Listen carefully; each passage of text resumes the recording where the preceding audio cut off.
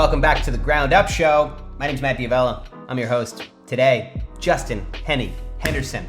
Get this. This guy is a 4-time Grammy-nominated, award-winning, multi-platinum record producer. He's worked with Drake, Kendrick Lamar, Z Lil Wayne. What the fuck?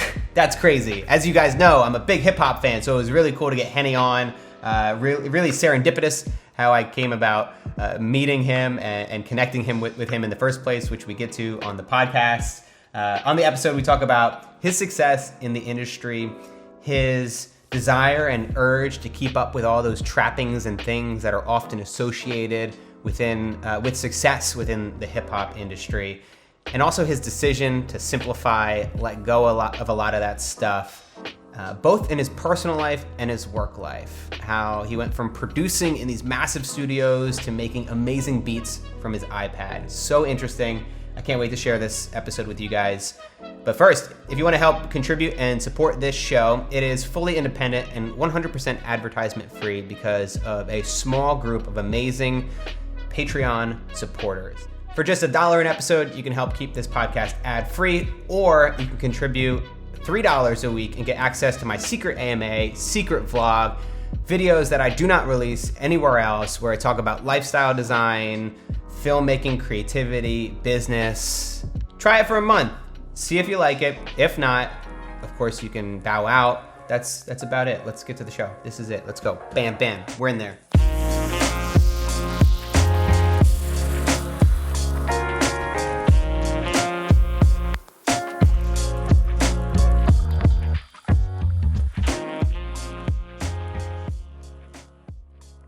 All right, Henny. Yes, sir. Thank you for being here. Right on the podcast. I'm excited to talk with you.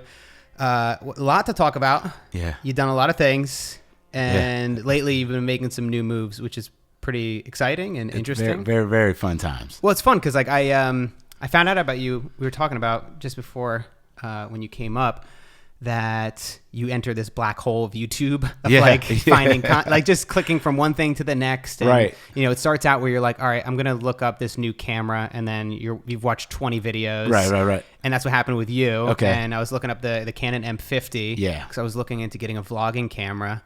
And I was just like, caught by your energy. It was you were hyped up in this video, maybe more than most. Because I remember halfway through, you're like, I don't know why I'm so hyped up with this video. I was like, this guy's great.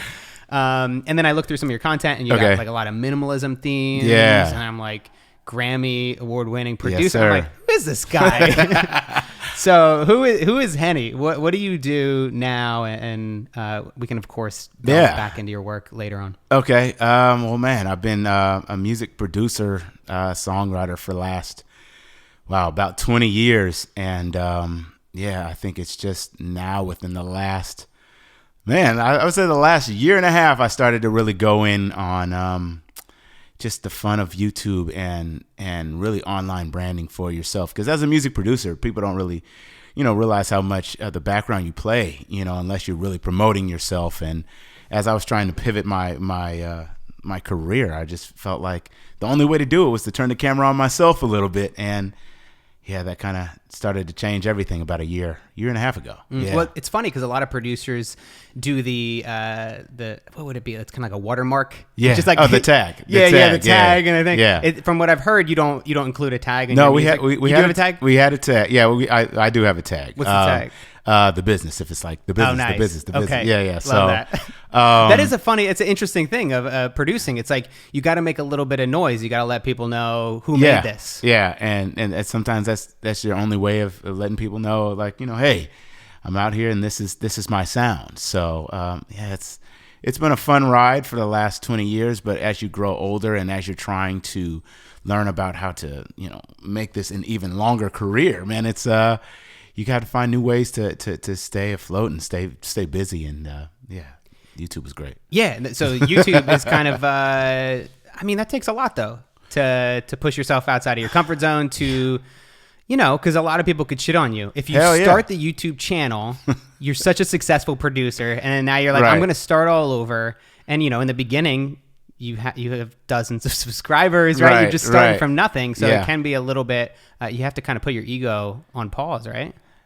Sort of. For me, it was different because initially, me and my business partner, we had a production team. We were called The Business. And what happened was over the last 5 years, I started to feel a different energy for where I wanted to go in my career. And I started to look at like, okay, is doing what we've been doing what I want to do for the next 15 years. And so I decided, I think this is probably the best time that we maybe, take a split and try different things. The problem was he had all the damn contacts. He had all the relationships. I was the guy who was making the music in the background, but I really had to learn how to start over.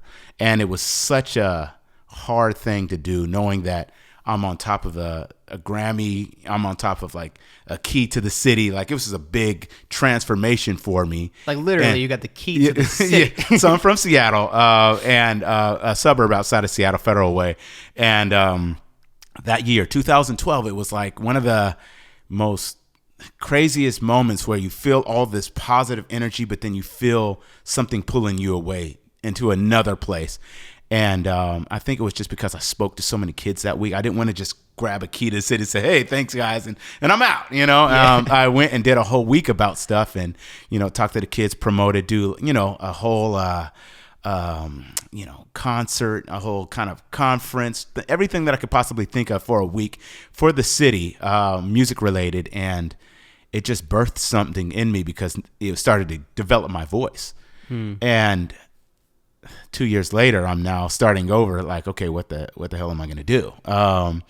And one of the best things that could have happened was me learning how to make music on an iPad.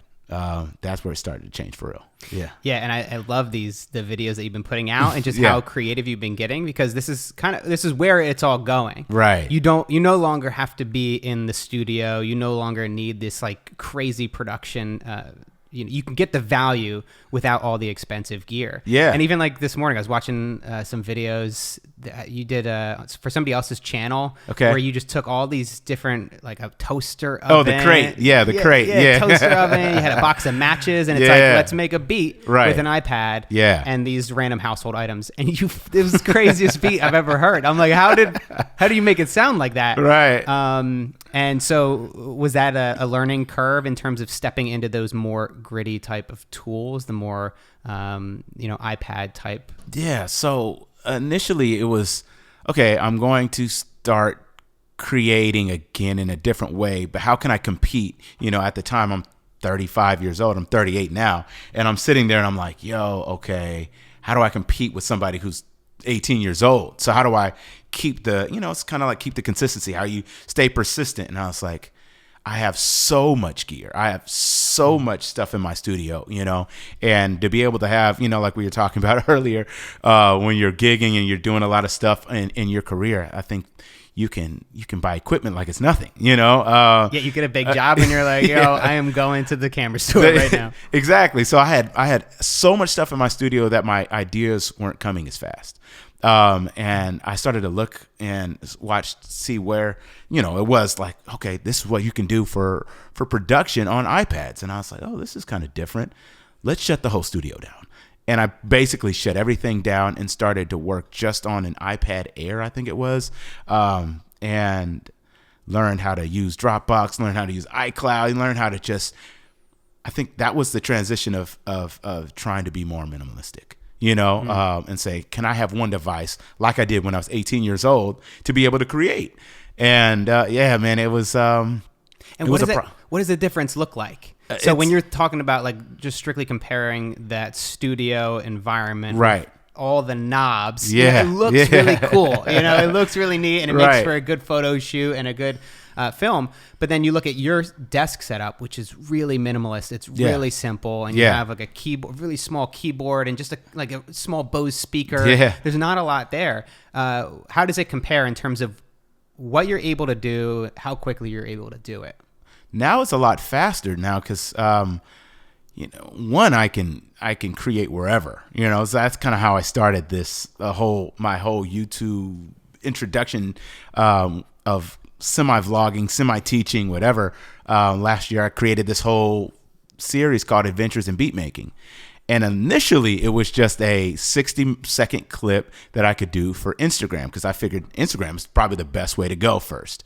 And it was basically showing I'm a husband, I'm a father, I'm a producer, and I love to do as many different things as everybody else. But let me show you how I can create with an iPad, making beats every week, as far as like whatever's happening, whether it's a birthday party or I'm making a beat in the middle of the street. It's just some random things that I was showing you. Like you can create anything, anywhere if you master your tools. And so now it's like, man, the production quality that you can get out of an iPad is just as good as out of a MacBook and having all the knobs and everything else. Because these companies are like, yo, this is powerful shit. You know what I mean? So it's worked very, very well. What does the actual process look like? Is it constricting to have a smaller screen? Because I know, I could certainly, I guess we adapt, right? Right. Because if I just keep editing on my MacBook Pro, I can get pretty damn good and Hell pretty yeah. damn quick. Yeah. And you don't need to have like a huge resolution monitor. I think Right. when people even see that my editing setup is just one monitor. Yeah. Most editors are so accustomed to seeing two monitors. Like, how do you right. do it? Yeah. And I'm like, actually, I think it's kind of quicker rather than just like, look, you know what I mean? You have so much ground to cover.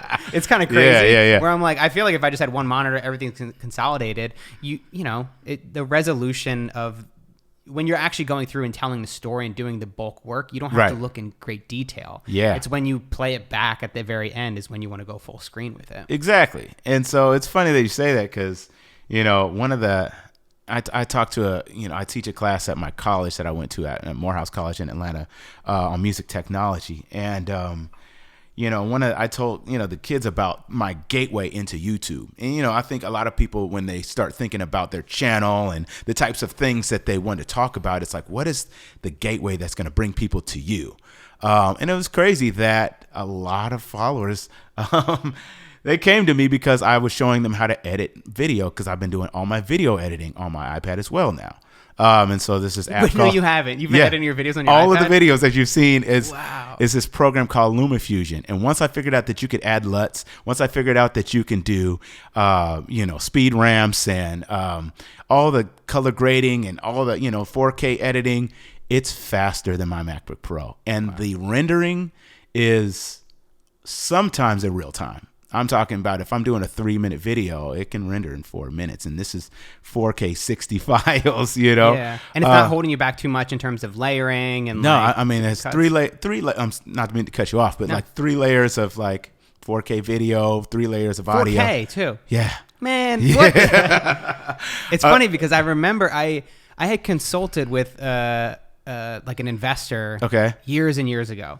And I mean, they were working on this iPad app to create animations on an iPad. Okay. And like the technology wasn't there at that point. Right. This is like maybe 6 years ago. It was really, I was like, this is crazy. This is going to take so long. Okay. But it was, I mean, that obviously it wasn't working. Right. But I also could never envision a future in which people would actually choose to edit an animation or a video on an iPad over a desktop because I'm like, well, it would never be as quick as like a keyboard and a mouse. But, but like you said, it's all about mastering the tool. It is. And once you get quick at it, I use the Apple Pencil to chop and edit things. And I don't have, the only issue that I have, I guess, when it comes to editing video on an iPad was like, if you wanted those special transitions, but if you, know normal cuts and normal editing tools or editing, ways of getting a good, nice story told,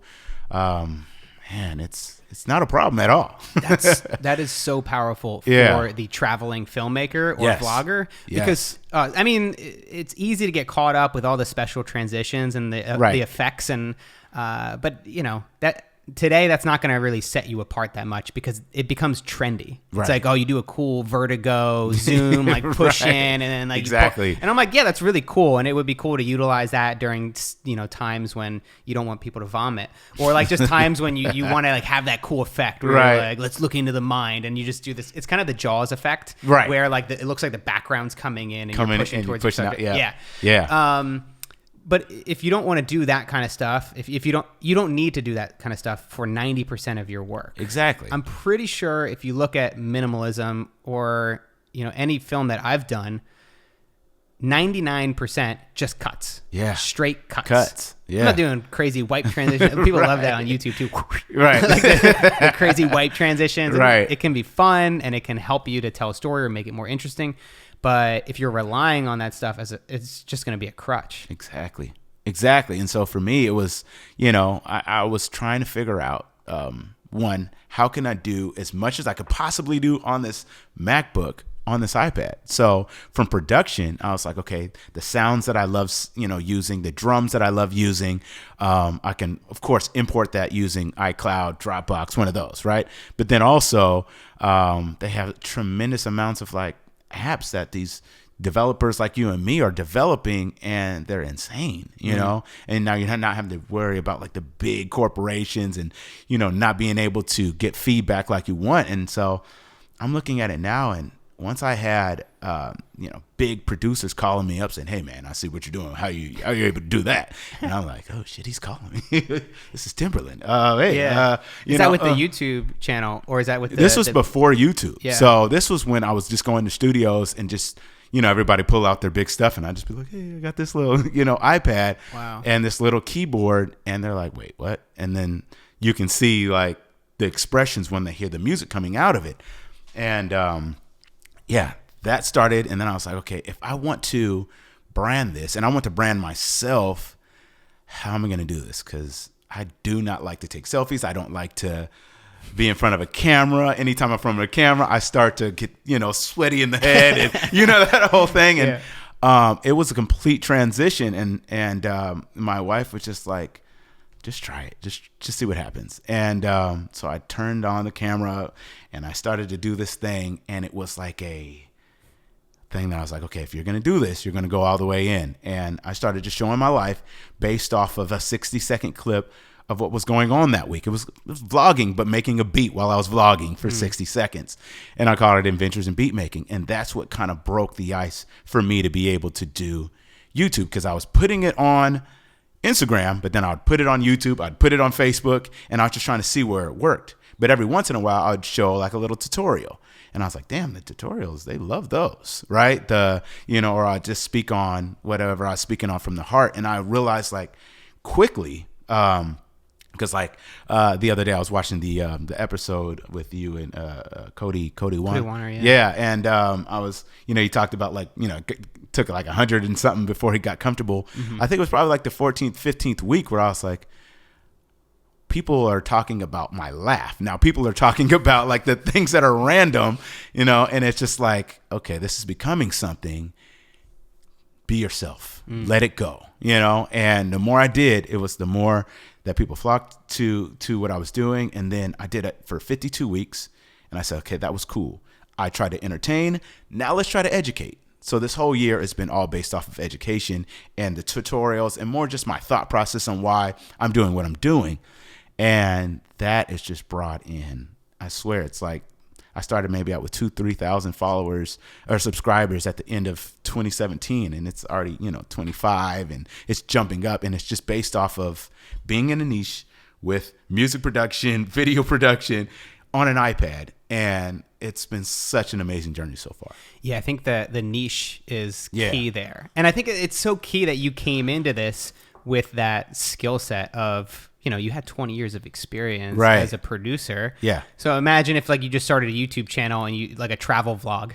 It just and not including all this experience you have. Like you're like your superpower. It's like, let's bring this and let's actually adapt it to these new mediums. Right. Have you found that YouTube is for you in terms of creating these the beats and the films? Right. Is that better for you than say Instagram? Have you found like a platform that works best? Because I think Instagram is such a great tool to what I realized is YouTube is a great epicenter, right? It's the great place for everybody to bring your stuff towards. If you're doing stuff on Instagram, you could do a trailer to get back to YouTube, or you could talk about the things that you're doing and bring it back to YouTube, just because one, it wasn't monetizing, it wasn't being able to grab the engagement like I was looking for with, longer video format. And so I was just like, okay, well, let's try this. Let's make sure that, I can monetize, turn this really into a business. And then, from watching tutorials and watching things and watching people, and really getting engulfed in the YouTube culture, I was like, yo, this is great. Now, Instagram is great to just kind of advertise who you are, but to build your business, I would build it around YouTube for sure. Yeah, I'm getting to that place myself. Yeah, where I don't know, I'm just kind of tired of Instagram, and maybe it's like it's like, I don't know, it's a bit distracting. First of all, it's hard to create for Instagram and not be swept up and distracted by the links. As much as YouTube can be a trap, like I can schedule a YouTube video, right, and then just be like, all right, well, I'm going to pop into the comment section and just talk to people there, but then I'm not going to spend time browsing and looking at other videos. Instagram's a bit different because it's on your phone. You kind of pull it out and you're just checking it all the time. So I don't like that. And it's also, I don't know. It's just, you got to find the right medium. And when something is working, it's kind of like the Pareto's 80-20 principle. Yeah. It's like, don't waste your time on the things that are giving you 5% return. Right. Like if you're like spending all this time trying to make your Twitter, Instagram, Facebook, every single platform great. Yeah. But you see a great return on one of them, you should really go in. And that's the hardest thing for people, is because even now it's like, well, I don't want to drop these other ones completely. Right. But if I did, it probably would be the best thing for my growth. And that's what happened. Because, I was growing, pretty good, because the thing about where I was at when I started over, and this is one of the things that I love to talk about, is that pivot, to not being afraid to get uncomfortable, to try something new. Because it was one of those things to where I was like, do I just keep making beats and being this producer guy when I know I've loved photography and videography probably just as long? I just never really picked it up as much from a business standpoint. And I just realized, like, okay, YouTube is starting to give me a lot more. Let's focus in on it. And then it was like the engagement. I loved the engagement, the community. It wasn't so emoji based off your comments, like, oh, fire, or clap. It wasn't. It was more so like people were, and it was, I don't know, the I know you see it from all around the world. You can feel this positivity like growing towards you and the things that you're doing, and you're just like, yeah, this is working. So like for you, like at what point did you like say, okay, you know what, YouTube is definitely where I'm staying? It was March of this year. Yeah. Is when things really started to grow. I put out the My Minimalist Apartment video. Yes. And that video recently hit 1 million views. Wow. It was Congrats. like, thank you. It was like my first 1 million view video. Yeah. The first video that actually took off. So I had actually been doing the podcast for about a year leading up to that. Gotcha. Literally about a year. And then I was putting excerpts. Yes. Yeah, so I would just do excerpts, and that would be it. And then I would get 200 views on a video. Okay. I would get. It's funny how like our perspectives change. Right. But I'm like, oh, that one hit 500. That's awesome. Right. You know what I mean? And now I'm like, if I don't get 500 in like the first 5 minutes, I'm like, damn it, it was a dud. Right. But it's like it's all about perspective. But it was putting out My Minimalist Apartment. Okay.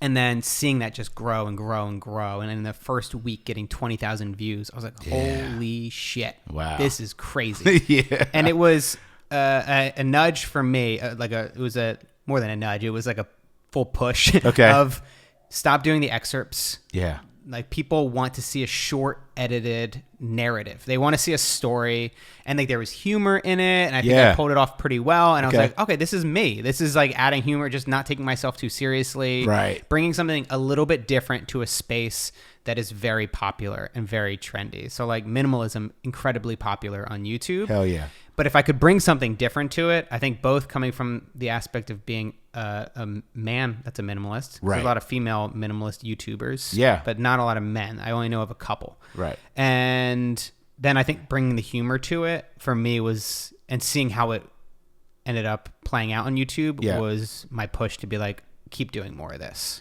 Boom. Yeah. And it just started to keep growing. Because I mean, it's funny. I'll check your page, and I'm like, damn, it just keeps Isn't it weird? Like, it's really, really weird. Because like it wasn't long ago that I would look at people that had 200,000 subscribers and be like, That one day is insane. I honestly never thought one day. Oh, wow. I thought never. Wow. I never thought I could get 200. Okay. I would have been happy with 15. Wow. And I think I would have been content if it took me 3 years to get 15. I'd be like, yeah, I'm doing something. I don't know if it would have been, I could have financially made any money doing it. But yeah, it's incredible. And now like it definitely, I don't get too caught up in it. Right. It's fun. It's still a game. Yeah. It's fun to like, have your audience grow and to be able to connect and share these stories with more people. But I try not to let it become my metric for success. Exactly. Like I don't need to get to 1 million to be successful. It'd be cool. It'd be fucking amazing. I mean, come on. Like that'd be great. Like you know what I mean? I'm not going to sit here and lie and say like, I don't want 1 million. Like it would be really cool. Just like money. You have to get to a point where you're happy and content with what you have. Exactly. And if you keep being reliant on the next promotion or next raise to fulfill you, you're never going to be happy. And that's exactly how I felt. Being in the music industry and having success, having hits and stuff, the money comes extremely fast. And I got to a point, I remember like 2011 and, being like, I come like my family is not like creative. Like my dad was corporate, for 40 years and retired. My mom was a in-house mom. Like just my brothers. I'm the middle of two boys, middle of three boys, and my older brother and my younger brother both in consulting. And I'm the odd one, just like, yo, I'm chasing this dream. I'm about to be this producer. Let's go, right? And what year did you start? Yeah, to 1997.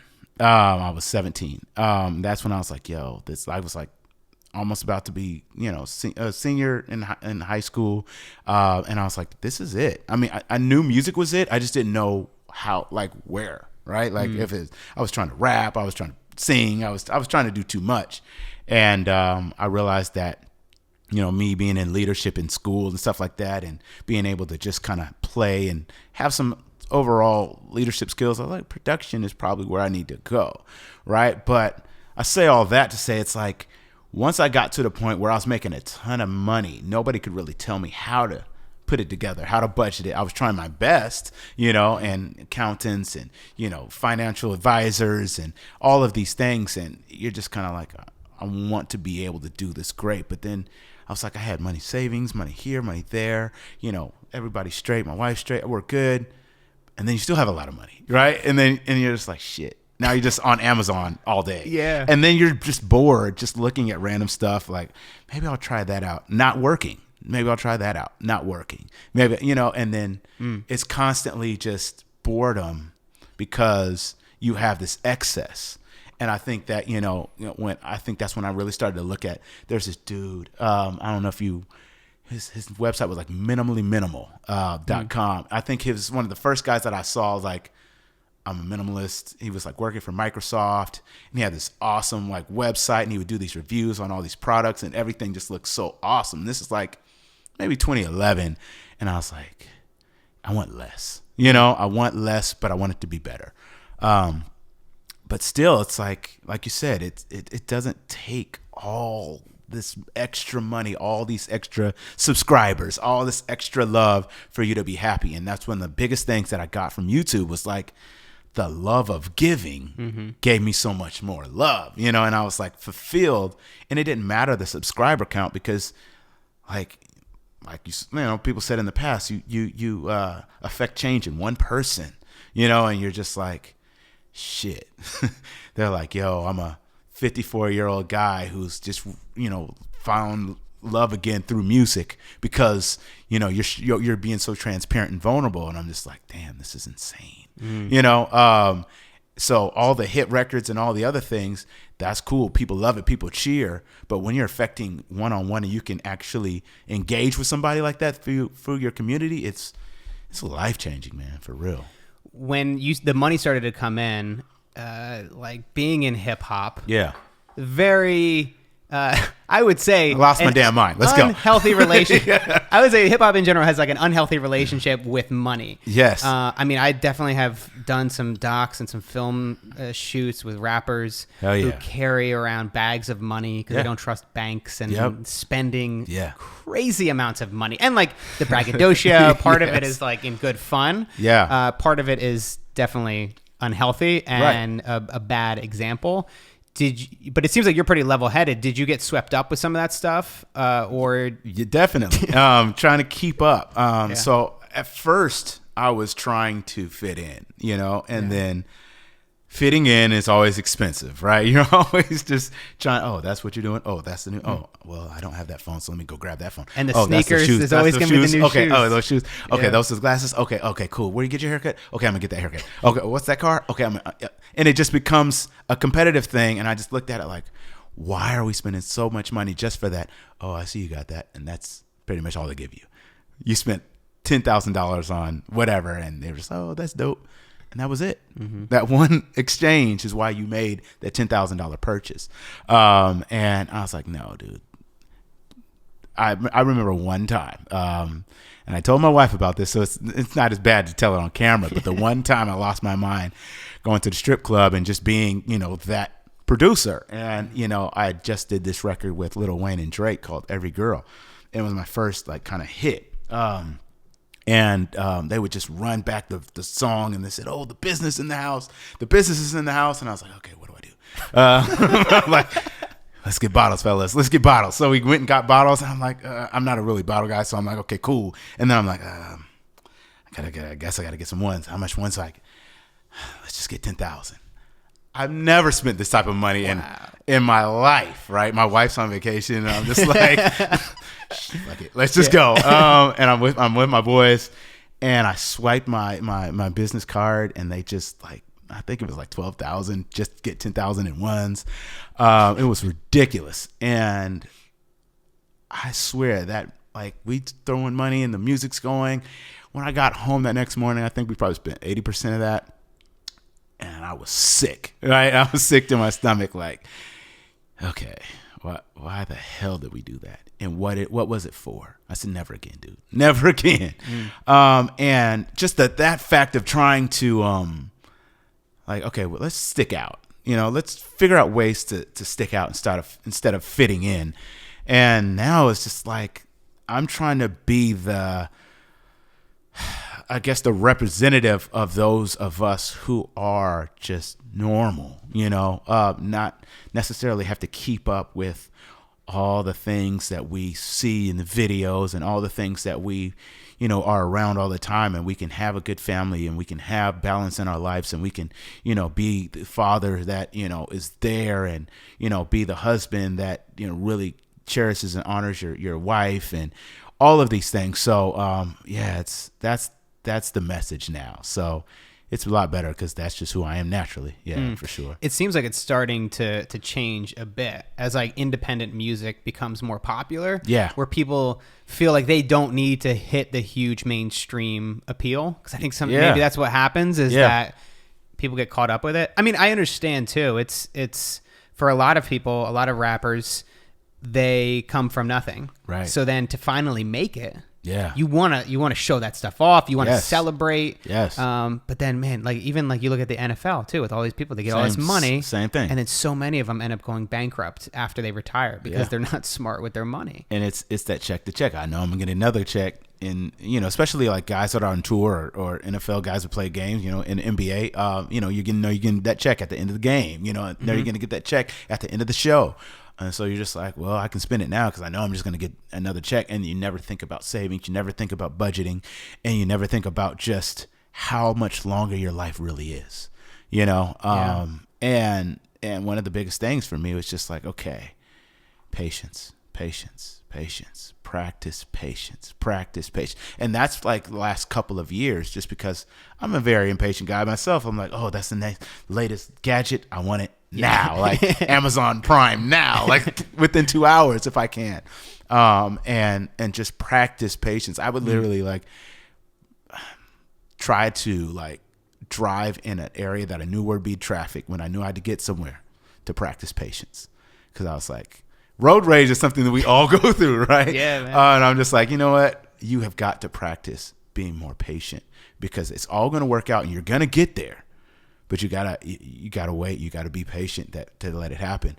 And so these are the things in my life that I'm just trying to work on. And just try to be better at. But yeah, it's been an amazing change over the last year. Yeah, for real. Yeah. I mean, the patience thing. I think that it has so much to do with your well-being, especially when you are a creator. You're somebody that's like, or an entrepreneur, whatever it is. If you're really ambitious, you want everything to happen right now. Right now. Yep. And you want all the money right now. But then if you had it all, then what? Yeah. Now what? It's this, you're going to find something else to go after, you know?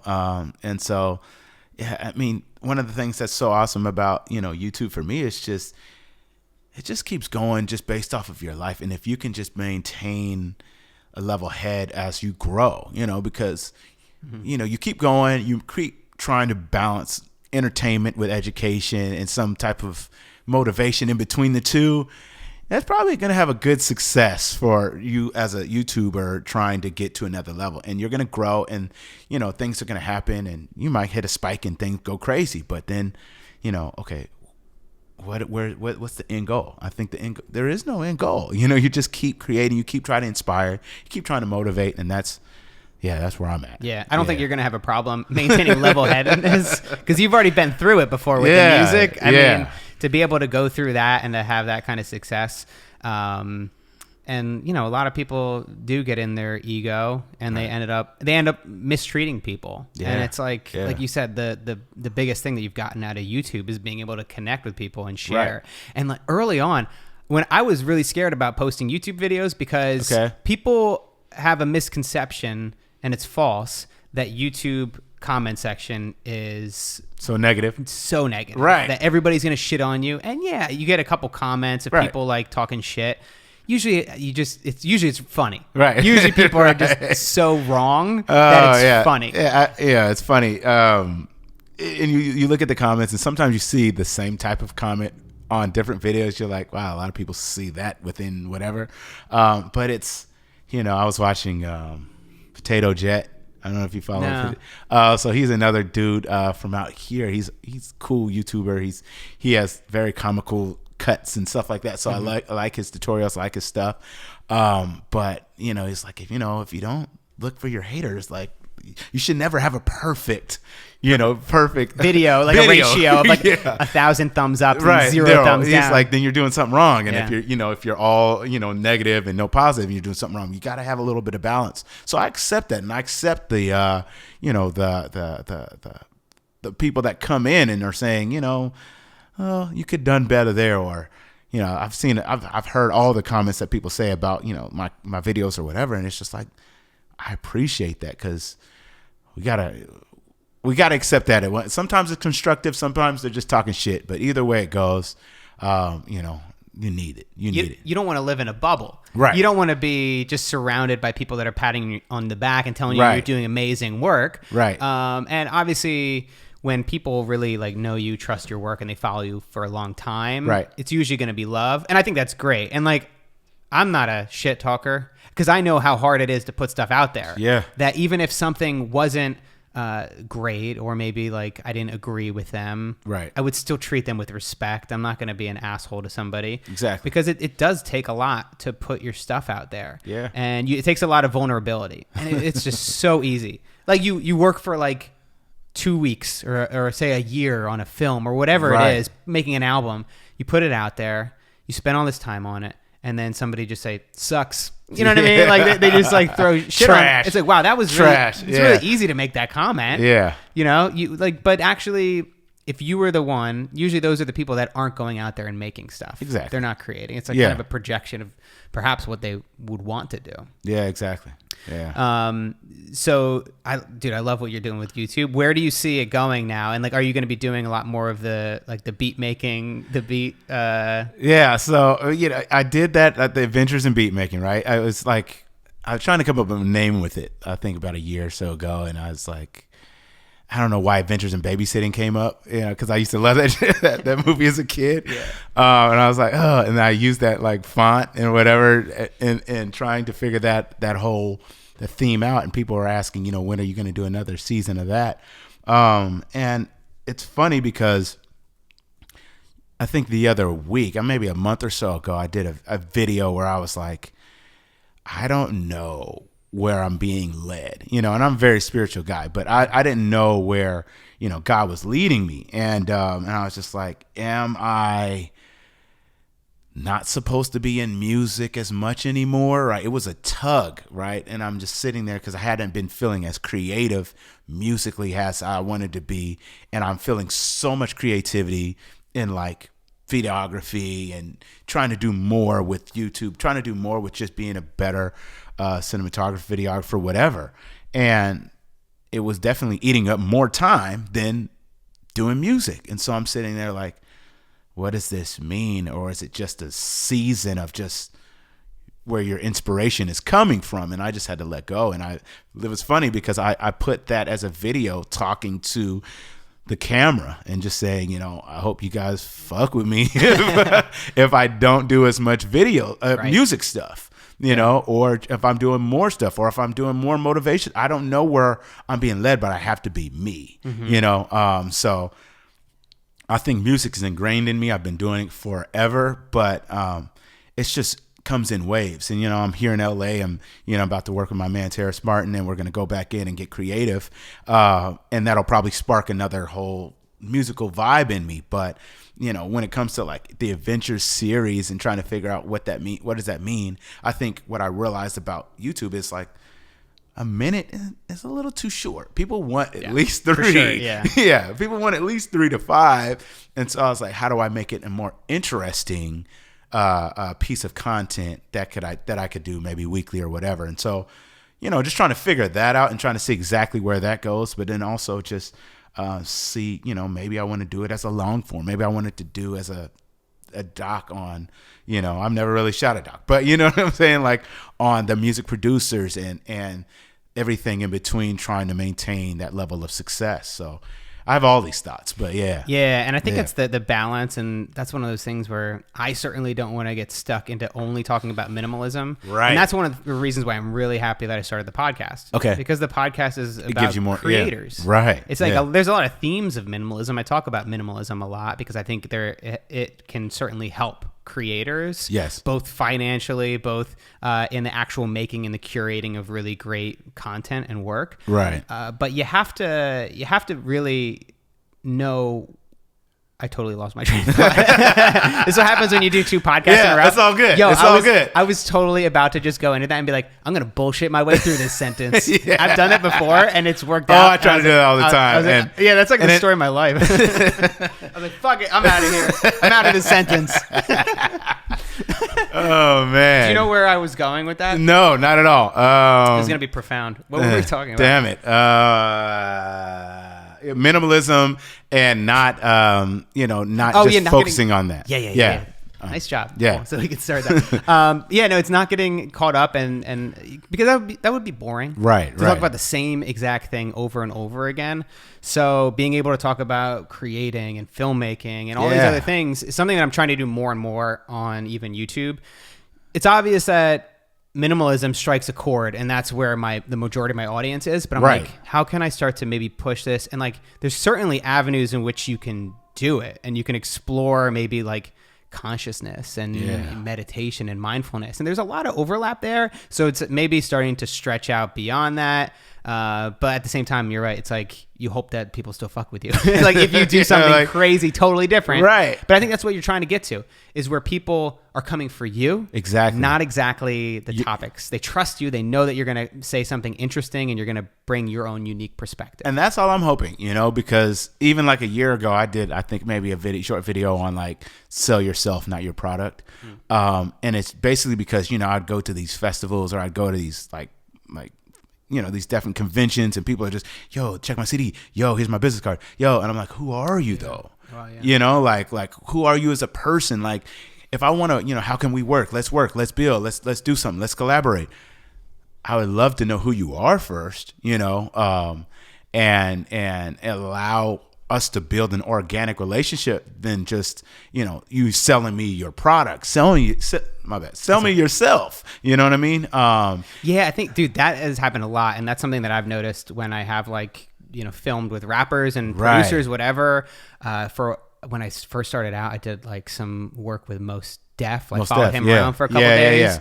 Like people would just like come up into the booth where we were eating and just like, hey, I'm a producer. Hey, can you like listen to my stuff? And first of all, time and place, guys. There's a time and place when you like approach somebody, and it's probably not going to work out. No, but you're right. never. Like, don't just show up and be like, here, listen to my work here. Because they get that all the time. Right. But if you're able to engage with and have a really unique conversation, or you present yourself in a way that, you know, they take an interest in, right, then that's the biggest first step, I think. And that was, you know, take for instance this relationship we're building right now, right? When I started to think of trying to create a more minimalistic lifestyle within my whole house, with my family and my gear and all of these things, I was like, yo, I like this dude. Hopefully one day I'm gonna get on this podcast. Oh, really? You actually thought that? Yeah.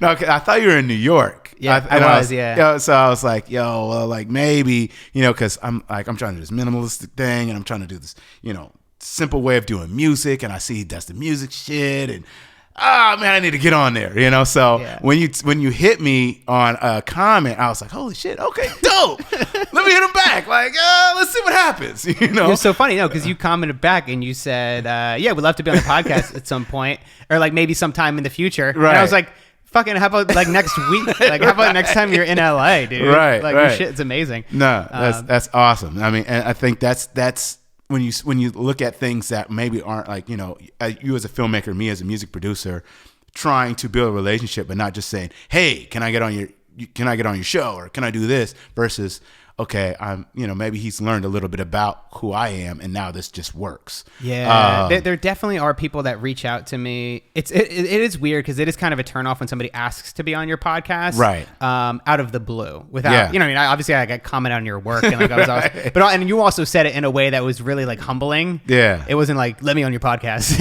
It was like, hey, like I would love to at some point, but it does take a lot, I think. I don't think you can convince me you can't talk your way into coming on the podcast, or to like collaborating with somebody on any work type of relationship. It takes a mutual respect. It takes, hell yeah. I need to be able to look at your work and be like, oh no, like that's incredible. Like I really love what he's doing there. I could learn a lot from him. Super inspiring, whatever it is. It's not just one checkbox. Exactly. A lot of people think, oh, you need to have a ton of followers in order to make it onto whoever's podcast, or whoever is get like written up by New York Times or whatever. Exactly. It doesn't matter as much. It matters if you're putting out amazing work. Right. And if you have 10 subscribers, it doesn't matter, because real artists, people who are really talented, they can spot that in a second. Yeah.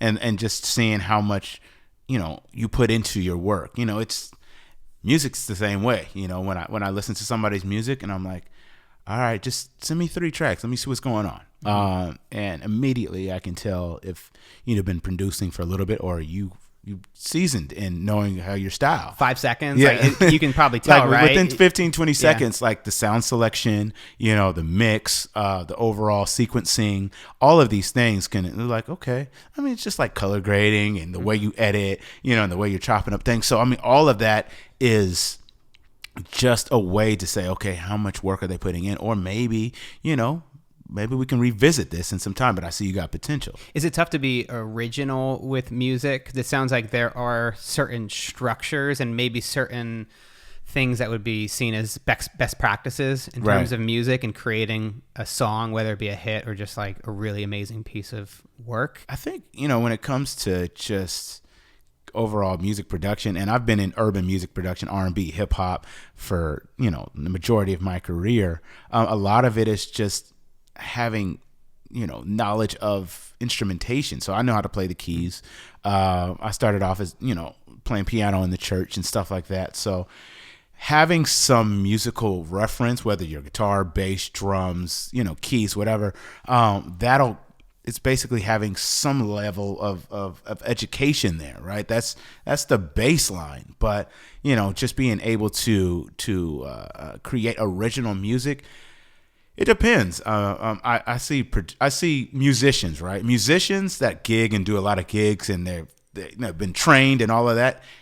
A lot of them have a hard time making original music because they're usually playing somebody else's music, right? And then you have guys who don't know how to play much, and they just kind of tinker with stuff, and they're the guys who are creating all this different dope shit. And for me, I think creating original music, I was kind of in between. I had a little bit of knowledge when it came to like, okay, I know how to play a little bit, and I have all this creative mind stuff going on the other side.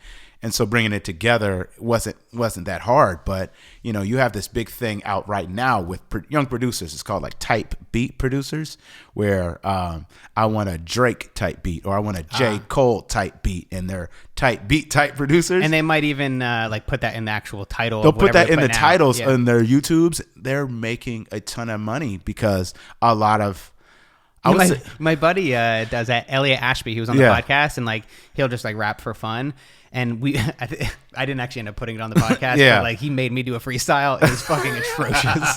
It's really embarrassing. It's and all I'm so good. glad I never put it out. He was incredible. But he's like, oh, just Google like a Gambino type beat. Right. And that was the first time I ever heard of it, but that's definitely a popular trend now. It's a huge thing. So going back 20 years when I was in college and I was trying to make beats like Timberland and, you know, Dr. Dre and, you know, DJ Premier, whatever, whoever it was, I was literally trying to remake their beats and try to understand what they did creatively. And then I would try to find a way to put my own stuff on it. And it wasn't the way to do it back then. You wouldn't tell somebody, yeah, I'm just trying to recreate their beats. But that was the way I was trying to get knowledge of how to create tracks that were successful.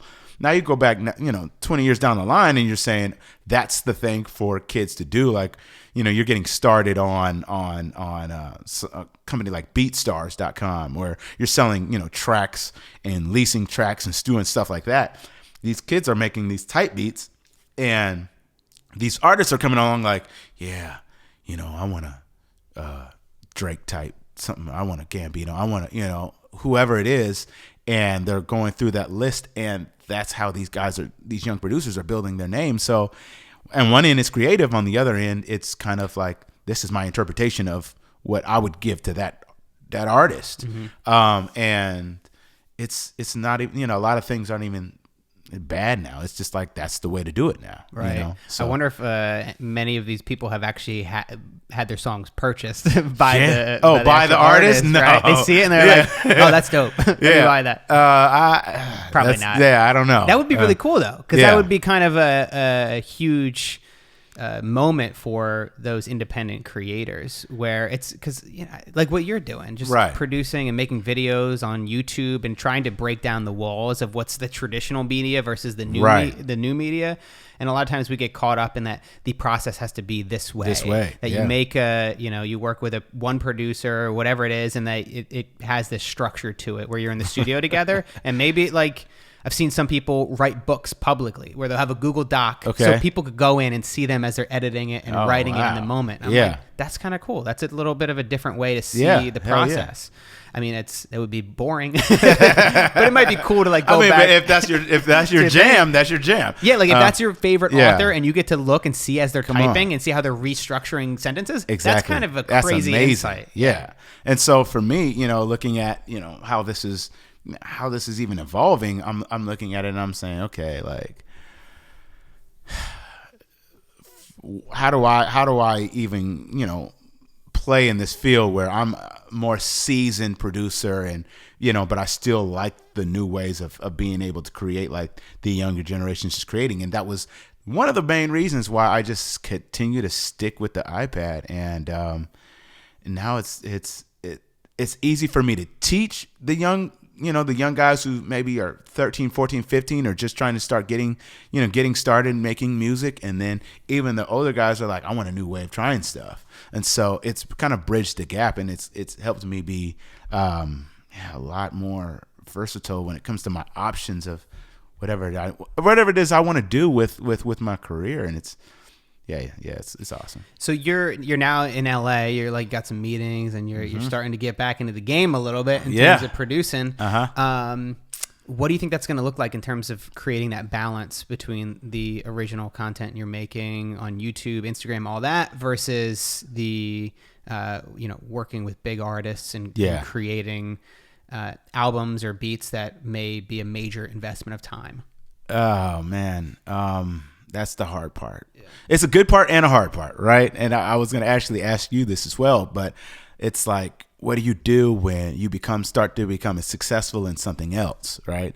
You've done successful things, and now you're becoming successful in another area, and now even more opportunities are coming that you wouldn't even think about. Like when a professor approached me about teaching a class at my college, I'm like, oh shit, you want me to be a professor? Let's go. I mean, let's go, or a company saying, hey, I love your work. Would you, I love the way you're able to market. I love the way that you're branding. Can you maybe use that, your ideals and your things to my company? You're like, that looks like some dollars. But yeah. So when it comes to music, I'm like, okay, bet let's go back. Let's dive back in. The main thing for me is like, let's keep building these relationships, and let's continue to just try to have fun, because the hardest part about being successful in music or whatever is the moments where you're not.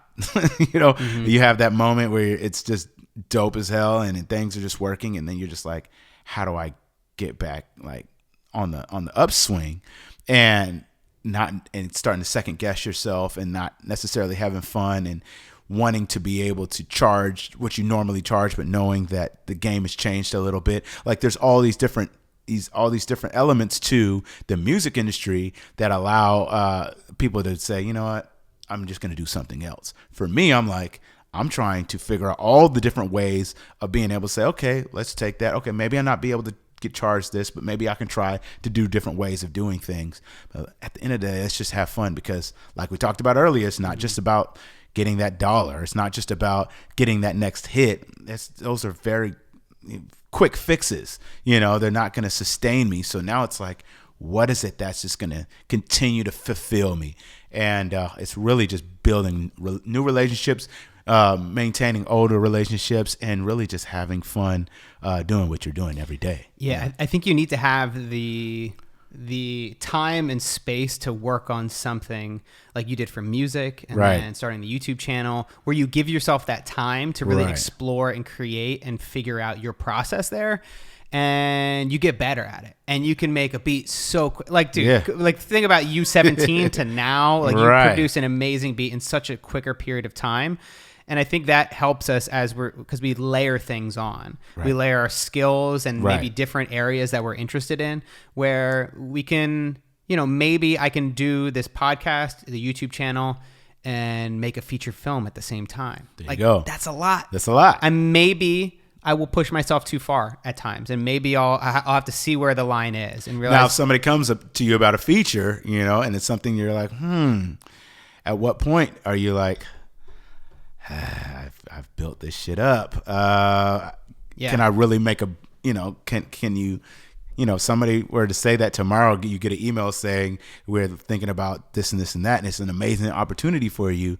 At what point do you say, you know what, do I do this? And then it completely puts a time constraint on all these types of things that you're doing? Or do you know that you're having a great time doing this and be like, how do I figure this all out at once? Yeah, for me, it's I'm not there yet. Like I definitely have been saying no to pretty much everything. Like if it's a speaking engagement, no. Okay. Like it doesn't matter like how much money it is. Yeah. I mean, obviously to a certain degree. If somebody wants to pay me $1 million, I'll figure out a speech. But like generally, I will turn down all of those things. I turn down all freelance work. Okay. And this was, I forget how long it's been for now, but it's been a while.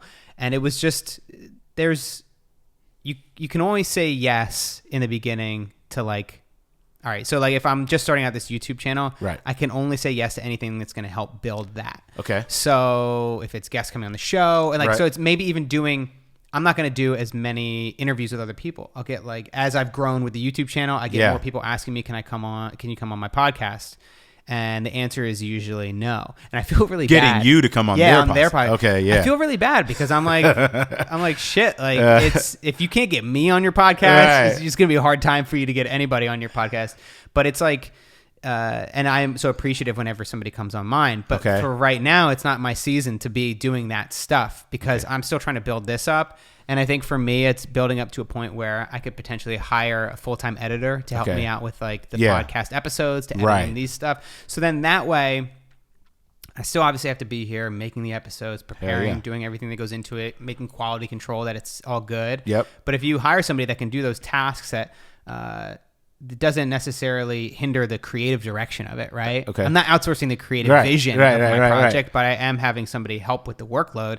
Then I can accept some of these other projects. Got you. And it can coast more in a way because now I kind of have a format and a formula for my YouTube channel. But like, you can't say yes to everything. You can't say yes to every opportunity. And that's even for me, I've gotten quite a few different things. Whether, like you said, speaking, or be a part of this, or do you want to, can I use your brand to do this, to that? And I say no to a lot as well. But at the same time, if there's something that is very intriguing, it's like, okay, well, how do you put this all into perspective, And even last year, I was like, I'm doing this, but I'm still a producer, right? In my mind, I'm like, if somebody asks, what do? You say, what usually makes you the most money. I'm a music producer. That's what I've been forever. But now it's like, I'm becoming a YouTuber for real, It's funny, like when people start calling you a YouTuber, that's when you find out that you're a YouTuber. You're like, oh shit, okay, let's go.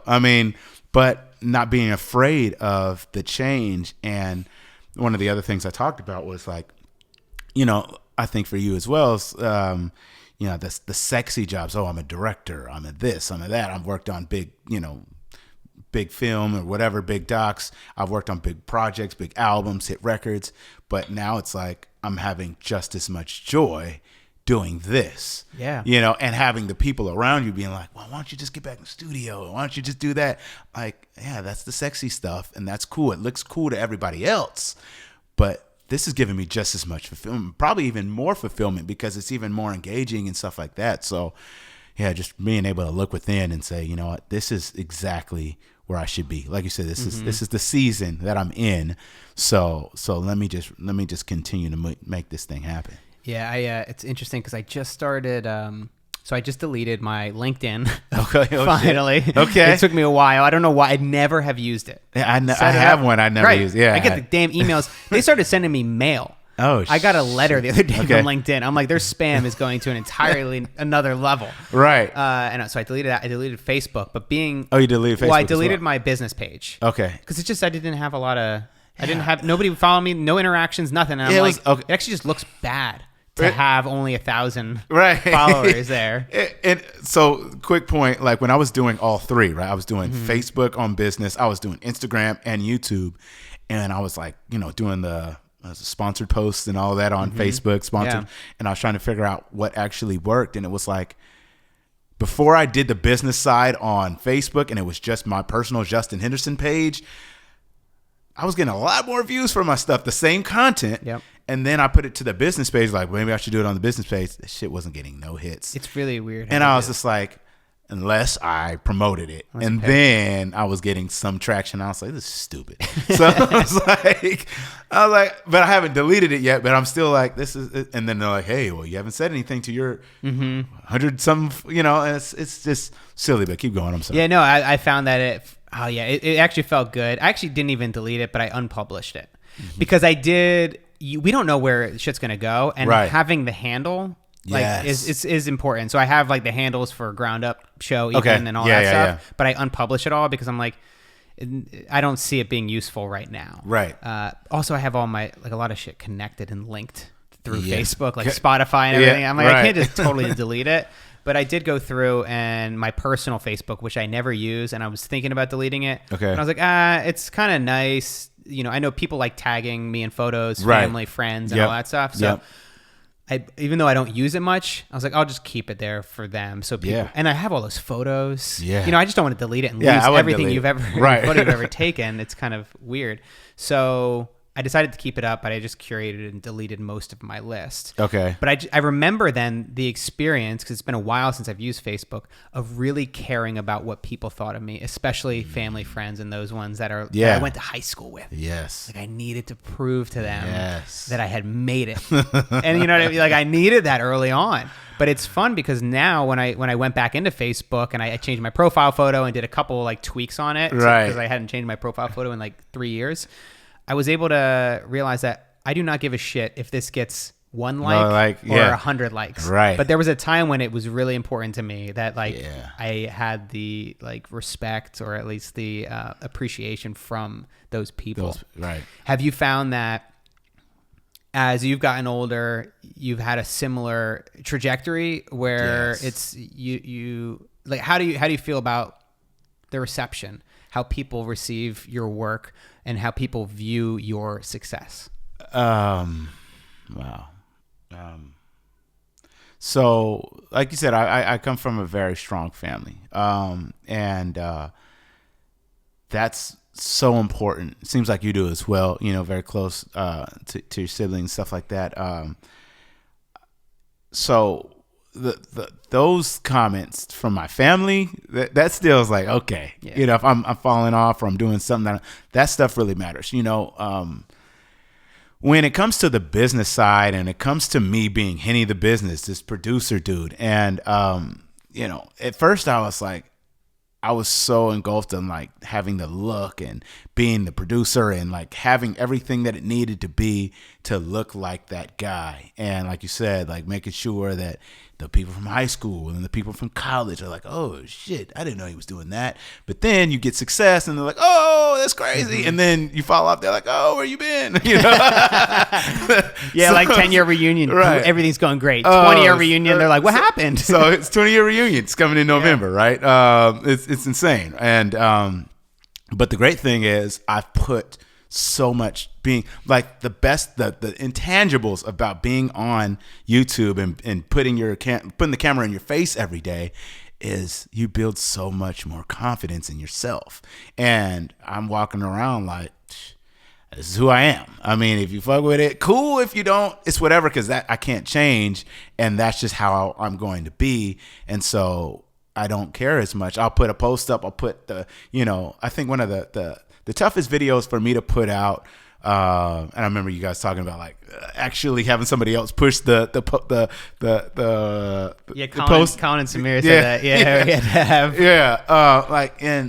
have. So like when I talked about my journey from like leaving my business partner to figuring out and going in this, I talked about the hills and the valleys, being up on one mountain and seeing myself on another mountain and having to go through the valley and not knowing how long this valley is to get to this next mountain, and the struggles and the frustrations and the tears and the everything that I had to go through to say like, it's a test. It's a test. You got to trust the process. You got to trust the process. You got to trust it. And, all throughout the way, I was just being built up. God was just building me up to be stronger, to be more focused, to be on it, to be less distracted, to not care so much about what other people think. And now it's just like, it's so much easier to go out and not worry so much about what I'm wearing, not worry so much about what I'm driving, not worrying so much about what I, like all the things that used to matter, trying to keep it with the Joneses. So, it's amazing now, but it was a journey. I'll say that for sure. Yeah, dude, we could go on for another 2 hours, and I wish I had the time. I figured it was going. I need to have you back on the podcast at another point. Oh, so we got get going into it. Got to get the fiance. My fiance is sitting outside on the stoop. No, she's fine. Okay. I think we're doing really good on timing. Okay. But dude, thank you so much for doing the podcast. Definitely want to have you back on at some point. That would be awesome. If people want to find your work, where should we send them? Yeah, I'm Henny the Business, HennyThabiznes, maybe a little, I don't know. I actually don't do that on the videos. Yeah, please don't do that. No, but that's all platforms: Instagram, YouTube, Facebook, Google. It's all there, Henny the Business, and that's pretty much it, man. Cool, man. Thanks for doing the podcast. Thank you so much for having me. Thanks for listening to The Ground Up Show. I hope you guys enjoyed this episode. If you want to support the show, you can do so on Patreon. Head over to patreon.com/MattDiavella to support the show for as little as $1 an episode. And for a little bit extra, you can get access to my private AMA podcast episodes where I take questions exclusively from Patreon subscribers, or check out my secret vlogs where I talk about lifestyle design, creativity, filmmaking, and business. I pack a lot of value into these videos that can be seen nowhere else online but Patreon. Again, that's patreon.com/Matt D'Avella. Thanks for listening to the show, and I will see you guys next week.